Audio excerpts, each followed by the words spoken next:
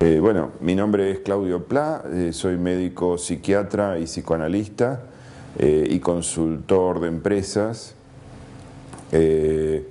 Estamos aquí en Buenos Aires, finalizando abril del 2009.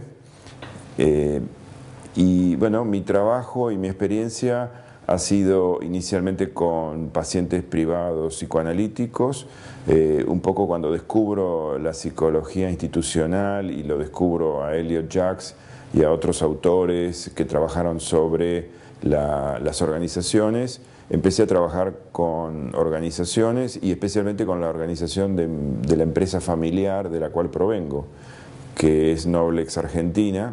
Es una empresa fundada por mi tío y mi padre allá por la década del 30, 40, 1930-1940, en la industria electrónica, y fue una empresa que creció, trajo know-how de Japón y de China y de Oriente, digamos.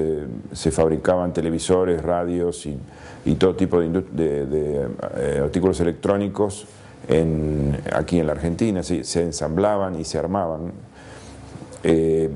Y bueno, justamente en el año 1985 yo entro en la compañía como director suplente, y allí veo el malestar organizacional, cierta pelea que se estaba dando por la sucesión del poder, que no estaba claro, y era un grupo grande. La empresa llegó a tener, creo que, más de 1000 personas trabajando, pero el management era muy improvisado, si se quiere, porque no había profesionales en la familia, salvo mi hermano, que era abogado, pero tenía varios primos, y mi tío y mi padre no tenían formación académica.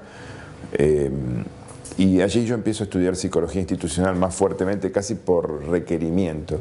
Y bueno, entre mis profesores están Carlos Cerebro, estuvo Aldo Schlemenson, que es el experto tal vez más conocido aquí en la Argentina como propalador de la teoría de Elliot Jaques, con Atilio Pena, con Víctor Cianamea, Luis Karff, la Escuela de Psicología Social de las Organizaciones.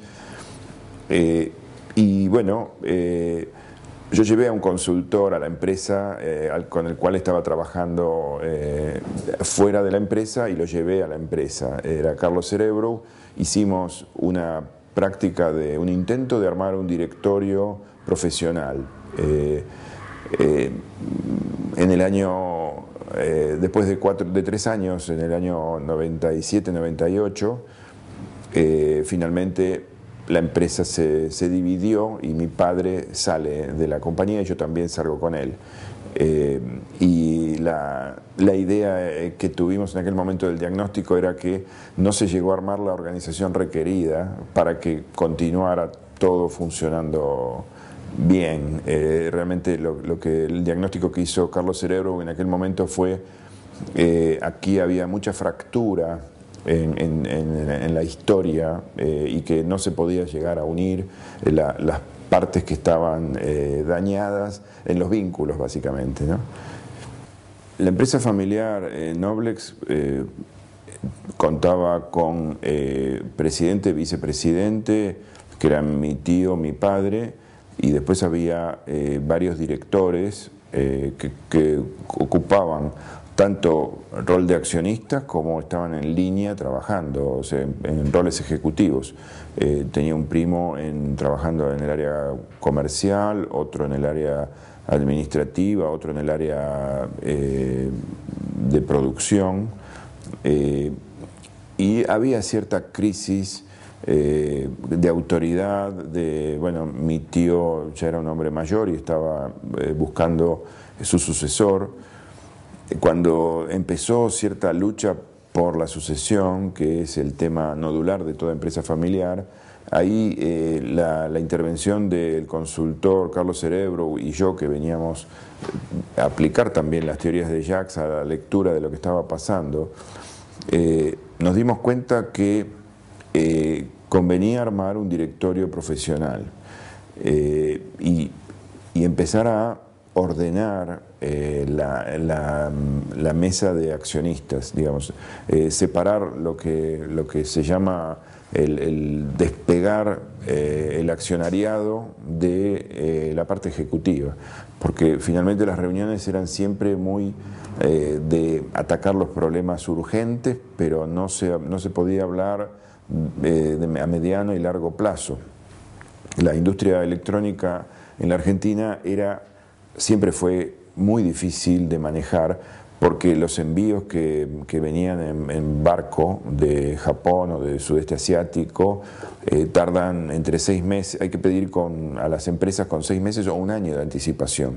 Y como la Argentina es fluctuante, es muy difícil calcular las ventas que se van a tener de un año para el otro, porque nuestra economía siempre fue enormemente fluctuante. Entonces había que tomar decisiones de qué era lo que se compraba, lo que se iba a vender. Y bueno, siempre se terminaba en los temas más domésticos y más concretos, y no se podía mirar un poco más allá. Creo que con Carlos Cerebro logramos armar un directorio más profesional. Hubo durante un periodo directores titulares, había accionistas con voz y voto, hubo algunos accionistas que quedaron con voz pero no con voto, y se pudo delimitar las responsabilidades y los roles.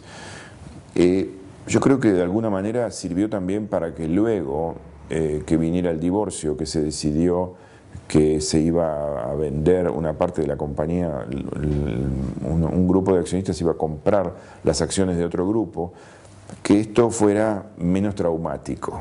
En ese sentido, la intervención de Carlos Cerebro y mía y del trabajo que hicimos sirvió como para preparar el terreno para que las negociaciones fueran mucho más saludables y se pudiera procesar la escisión, digamos, del grupo y salir con menos lastimaduras.